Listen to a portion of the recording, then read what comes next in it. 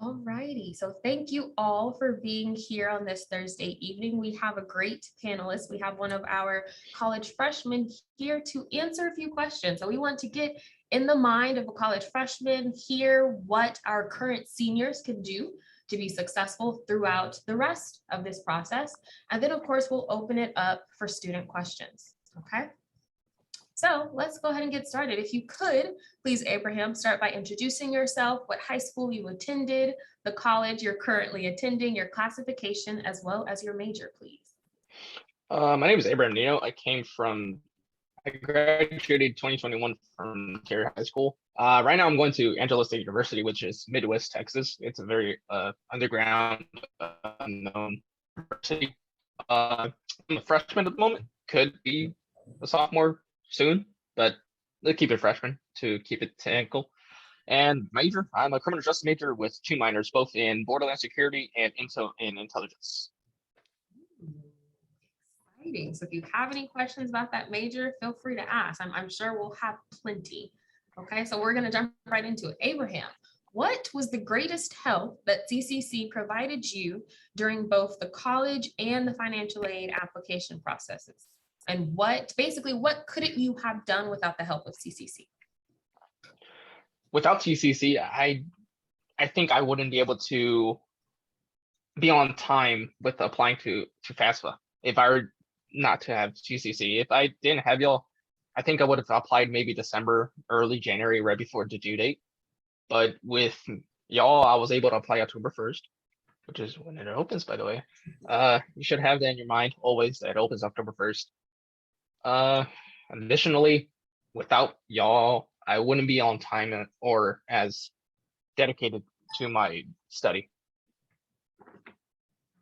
Thank you. So I was kind of explaining to Jessica before, but I know your senior year was very busy, right? You had school, you had work, you had ROTC, you were very, very busy, right? So how did you manage to do all of that and still find time for CCC? Like, why was it so important for you to make CCC a priority despite all of your other extracurricular activities?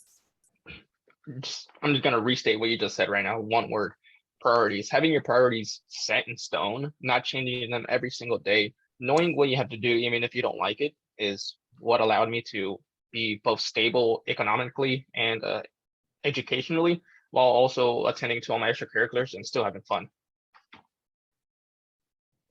Y'all, I was bragging on you not too long ago, Abraham. Honestly, we have students who are like, well, I had to work and I have to do this. How did you manage specifically work with CCC? What did you do to make sure that you did not allow these opportunities to kind of slip through your fingers? What did you do? If any of these students right here, I'm gonna be honest, if any of the students are here are working and saying I don't have time for CCC, trust me, I was working 45 plus hours a week consistently. I think there was only 1 week in December where I had 22, and that was the week of Christmas. So catch me lacking, you get it wrong. But simply, if your manager doesn't let you take off break, well, accept it. And well, you have to tell them straight up, I'm sorry, sir. I know that you care about your money for your job and your company, but I kind of care about my education personally more than your job. You can fire me, but I'm gonna get on the call. I told my manager a couple of times I've had to do that. And he's like, you know what? I respect it. So respectfully, be on time and don't make excuses. Y'all hear it, y'all? This isn't me. This is not CCC. This is coming from Abraham's mouth himself. We already have students in the chat saying, I feel a little attacked. Like, I feel like this is towards me. Y'all, this is for everybody, right? Again, we know that y'all are busy. We understand, but at the same time, as Abraham has said, priorities. What is most important? Sometimes you don't do what you want to do, but you do what you have to do, right? Because you know it's going to help you. So Abraham is absolutely right. He would be on calls with us and he would have his headset in and he'd be listening in. And when he could, he would get off mute and ask his questions or engage and participate. But he made CCC and his education a priority. Okay. So Abraham, what was your favorite part of the spring semester? Why was it important to you? And why should our current seniors find it important to continue coming to class in the spring semester, even after they've received those college acceptances, after they've done kind of the first part of the process? Firstly, you're able to develop more communicative skills that I don't think you would learn elsewhere. Sure, you may think it's boring and they're prolonged lectures. Those lectures in the end will help you. I still have the notes that I've written down and the PowerPoints that I've screenshotted personally. I still hang them up every now and then just to remind myself, hey, when you go to a meeting, do this, this, and this. Secondly, you learn more information than you think you would. There are some sessions where we cram maybe 2 weeks worth of information into 1 hour and a half, maybe even less. Thirdly, it's CCC. It still matters. You're still part of the organization even after you're in college. Absolutely. So guys, what he's saying, some of those skills, we transition, right? You all next semester in January, you all will be considered college students in the eyes of CCC. So we're not treating you as high school students anymore. We are treating you as college freshmen. So we're instilling some of the soft skills like communication, problem solving, teamwork skills, things like that, that you're going to need not only in college, but afterwards when you get into your career as well. Okay. Abraham's absolutely right. Some of those lessons are really important in your success or in navigating that college campus. We give you campus resources. We're helping you, again, be successful before you even step foot on those campuses. Okay, Abraham. So the George Foundation Scholarship is opening in a little less than a month. So before we even come back from Christmas break, from winter break, that application will be open. I know that you are a George Foundation Scholarship recipient. So we talk about the importance of local scholarships all the time in CCC, and students, I hope that isn't the first time that you've heard me say that. We've been talking about that, right? So Abraham, why was applying to the George Foundation so important to you? And do you have any advice for our Fort Bend students who hope to follow in your footsteps? That's a handful of words you just spouted at me. But first, it was important due to the fact that it was local, meaning you're able to be selected easier. And if you stand out from the crowd more than your peers, even if it's sad to say that you're better than them, you will get chosen for a local scholarship because it's only in a certain region. Just like Fort Bend, it's a big county, but it's not too big. It's not like a national scholarship. Let me scroll down real quick for I could get that one.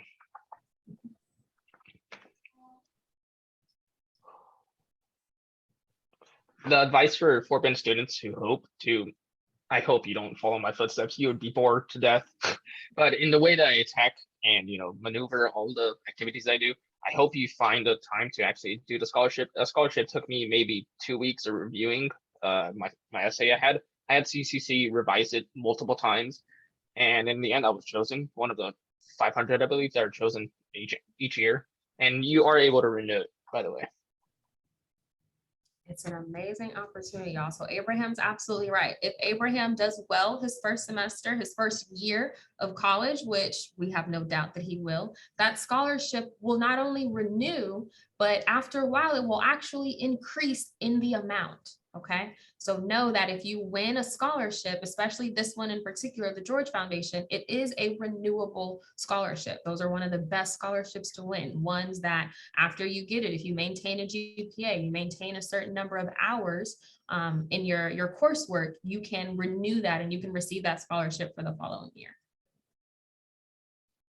Abraham, I personally just have one more question before we open it up to our current seniors. What last piece of advice or pieces of advice do you have for this group of seniors as they're continuing to navigate this process with CCC?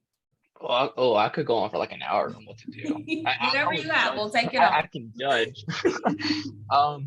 Be open-minded to how the college process goes. You may not be satisfactory with how many scholarships you get. I personally, I'm gonna be very heart to heart with y'all. I only gained one scholarship, and that was the George Foundation. I applied to maybe 125 minimum. That's not even counting more. And the only one I gained and actually got accepted by was George Foundation. And with that, I was actually able to pay college off for my first year. My first year is completely paid off. I can work for fun, by the way. That's secondly, keep CCC as a family. You may not consider them family at this point if you don't go, but they are here to help you more than ever. I personally still seek their advice from time to time. There are times where like, hey, CCC, how can I get this done? And they respond promptly, at least within 48 hours. Lastly, apply for more scholarships than you think. I started off applying only five a week, so at least once a day. And there are small ones, $100, $125. But don't always go for the big ones. The smaller ones are the ones that accumulate more. You may think they take longer to do, but let's say just like when I was applying to those 125 plus, I had one essay that was able to apply to 75 before I had to change some minor words. Some of them I just revised a couple sentences, deleted a couple sentences, made a copy, and sent that in for that scholarship specifically. Did I get it? No. But did I give up? No. If you're in this organization because you want to be better than the previous self, you want to get a better education, believe in yourself more than others believe in you. You can only hold yourselves accountable. The same with your peers. If you think you're better than your peers, you're wrong. Your peers are better than you.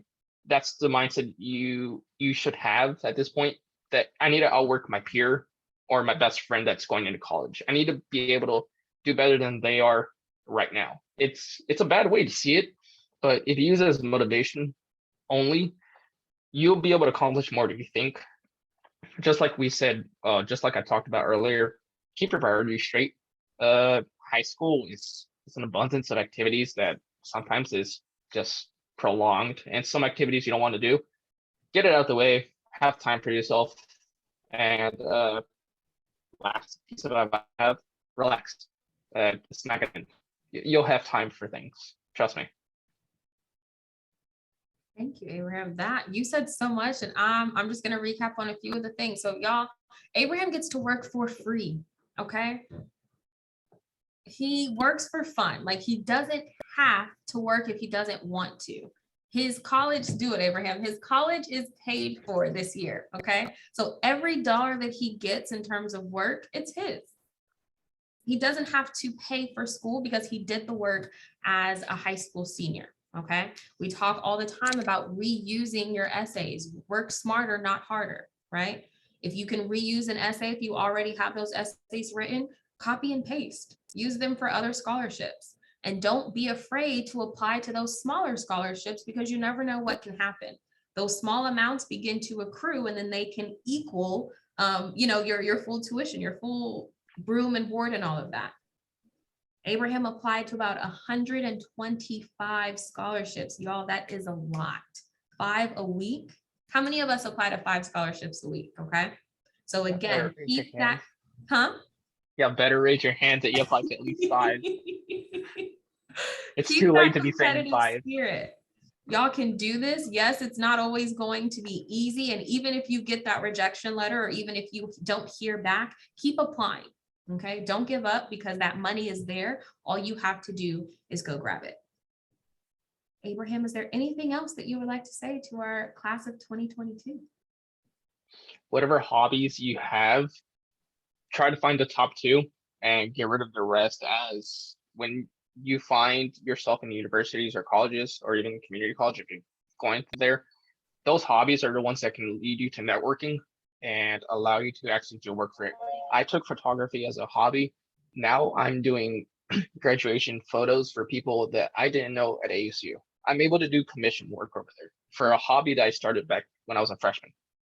Do things they love, and it will turn into a job if you ever choose to. Thank you very much, Abraham. We know that you are doing amazingly well at Angelo State.